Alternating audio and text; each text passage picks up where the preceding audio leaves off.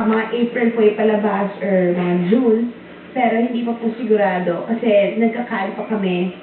It's entitled Isabella.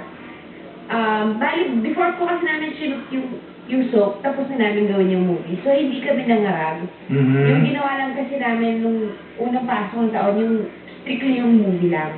Kaya kapag kami, na-motivate kami na maayos, and nag-enjoy kami while doing the film. So, walang pressure, walang stress. Alam mo yung genre na ginawa nyo na yan, bilang isa siguro dating gumagawa rin ng pelikula. I think you should concentrate on this, kasi maraming ganito sa Pilipinas eh. The problems that we have. Ayan, Ryan, I think, knows about this na yung problema na yan, pwede mo talagang isulat. Related at malapit sa katotohanan.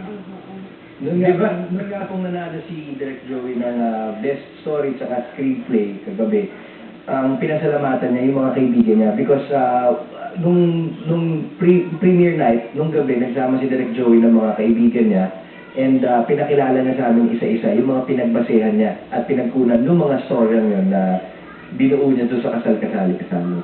Tsaka alam mo, sa totoo lang, siguro I've seen movies mo, siguro nakapanood ako.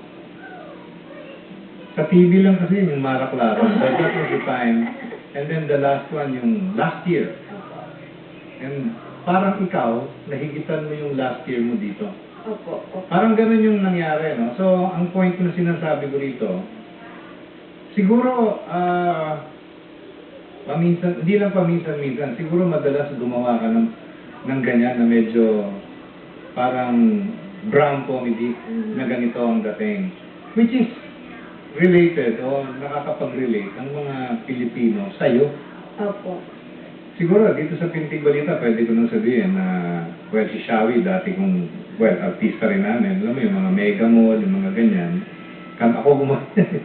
Ngayon, ang point na sinasabi ko rito, yung category mo ngayon is the Sharon Cuneta before. Wow! Wow, diba? Hindi, walang biro ito. Kasi, sinabi ko rin kay Tito Alfie niya yun.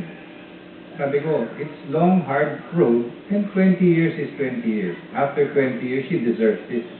Sa akin, personally yan, na sinasabi ko, siguro